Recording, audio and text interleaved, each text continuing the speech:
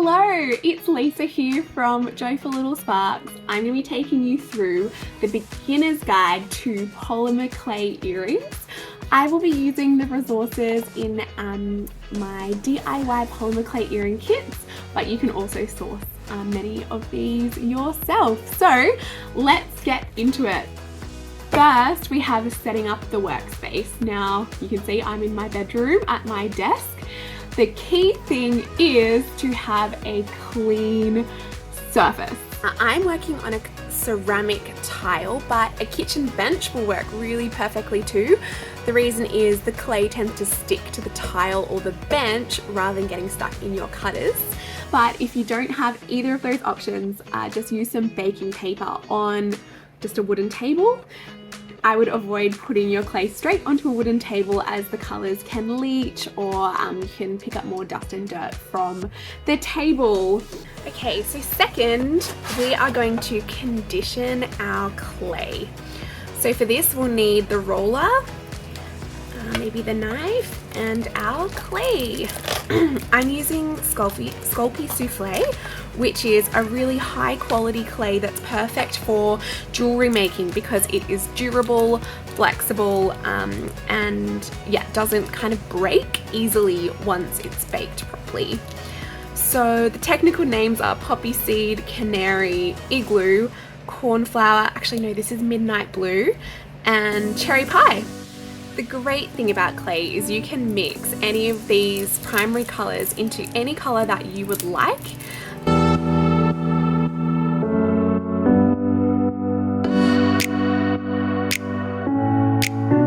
And I'm just going to use the roller to start conditioning. Clay conditioning is where we take the clay and we're turning it into something usable. So if you don't mix it up, it is kind of just a bit brittle, it kind of crumbles off. We don't want that. We want it to be soft and smooth. So as I'm rolling it, I'm also going to be smushing it in my fingers, trying to mix up those colours and soften the clay into a workable lump.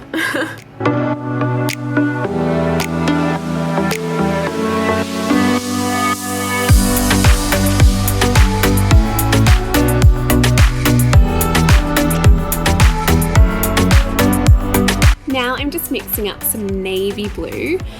If you have a pasta machine at home, you are in luck because pasta machines are a game changer for polymer clay. Not necessary to have, but lovely to have. So if you did want to condition using your pasta machine, simply just start rolling it through, fold, put the fold at the bottom or the side, not at the top, so you don't get air bubbles, and roll it. Just keep rolling it through your pasta machine.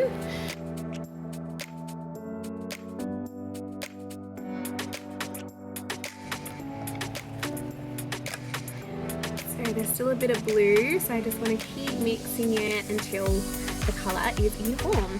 Okay, so I've gone ahead and I've mixed lots of different colours for our creating today. You will need to find your clay cutters, including these ones. You might also need these micro ones. Lots of potential statement pieces in here. And of course, if you want something a bit more dainty, the smallest circle that you could use for a stud is this red metal circle cutter. So step 3, cutting your clay pieces. I am going to start with this nice earthy colour. I think I'm going to make some earthy dangles to start with. So you're just going to take your roller and gently start to roll it out. Now if you have a pasta machine, that's perfect. You can roll it out on the thickest setting. But if not, you can just use powder pop sticks or some cards either side of your clay to make the clay come out flat and evenly spread. So I'm going to make a pile that's about 3 to 5 mil thick. I've got 10 cards and I can use that as a depth guide as I roll my clay out.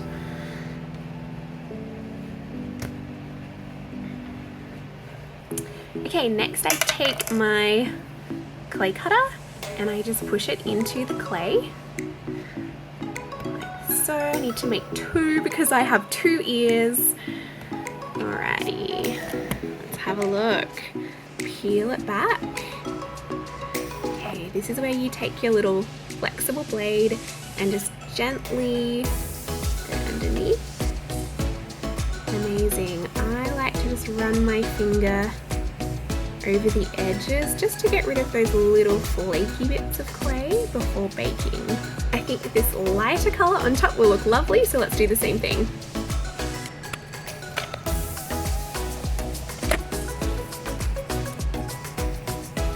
Okay, the 4th step is to cut holes in the clay before baking them. Now, this is where these micro cutters come in absolute handy. Instead of using your needle tool to poke the hole, we're going to actually cut a tiny hole using the micro cutters, which makes the hole so much cleaner and just looks much more professional. So I'm going to use the blue one. You can also use like the orange or the brown one, it doesn't really matter. And we are going to just make sure I've positioned these the way that I want them to hang. That looks cute. Alright, so I'm going to just go a mil or so in from the edge. We don't want the hole too close to the edge to make it kind of at risk of breaking, but we also don't want it too far in because we want room for the jump ring to go through. You'll get a little bit of clay stuck in there, but you just poke it out with your needle tool. 5th step, we are up to baking. I'm just going to put these on my baking tray ready for the oven. Now if you have a ceramic tile or a pizza stone or something like that, that will be great to bake on. It's a really good surface for baking clay. It creates a nice smooth back, but if not, baking paper on a baking tray will work absolutely fine. Now your pieces are on the clay tray, we just pop them into the oven. Just your regular home oven is totally fine. We bake it at 130 degrees Celsius for 45 minutes is how long I put my earrings in there for. Minimum would be 20 minutes, and you can bake it for longer, over an hour if you want to. But the key thing is the temperature, 130 degrees Celsius. If it's too hot, your clay will burn, and if it's under, it won't cure properly. Baking it at the correct temperature is really key for avoiding a lot of sad polymer clay disasters. Now we're going to embed the stud posts from your pack here onto the back of my earring pieces. Now I usually use Loctite super glue, and I just stick the bit straight on the back, but if you don't have that, we can embed, and that is just as good, sometimes better. So I'm going to take just a thin bit of the same color that I've previously rolled out and make 2 circles.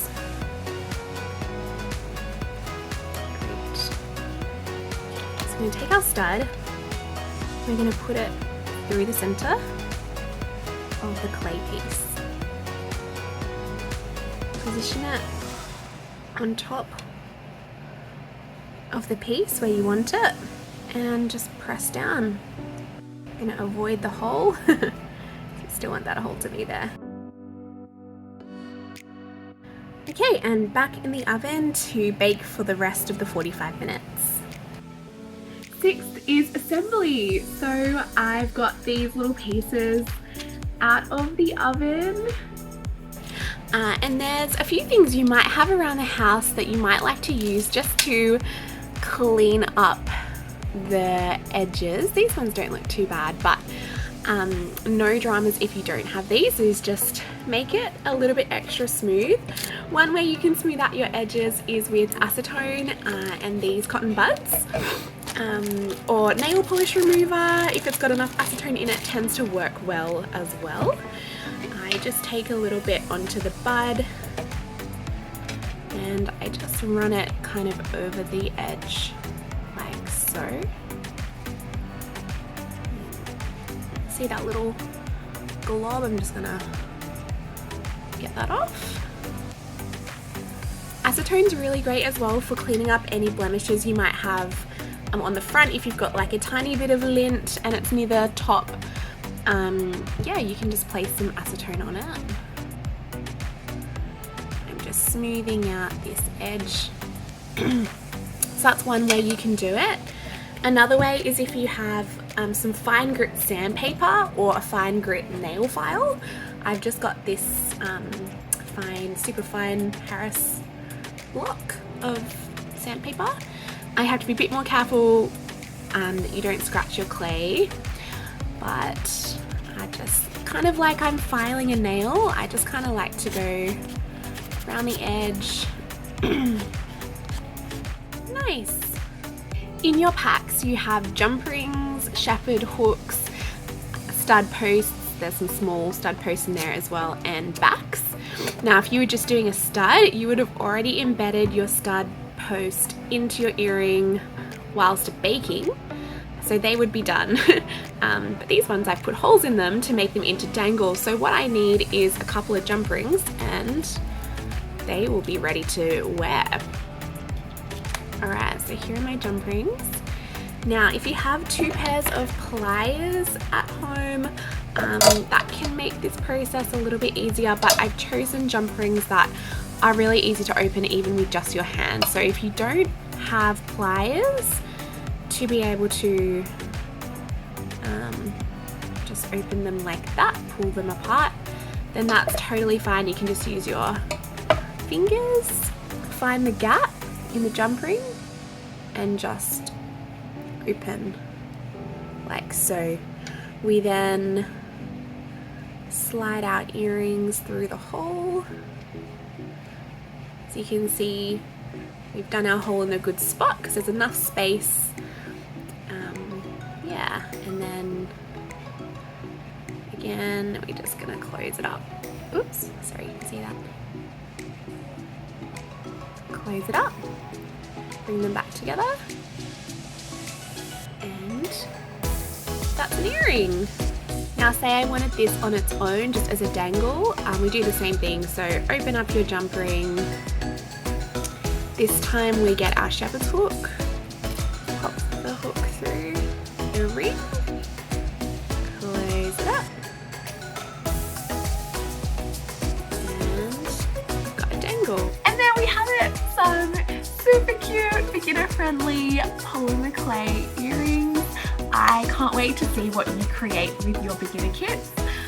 Please do, pop me a message on Instagram, tag me at joyful_little_sparks. I'd love to hear from you. Pop me an email as well if you have any questions at all. I'd love to help. And yeah, happy creating!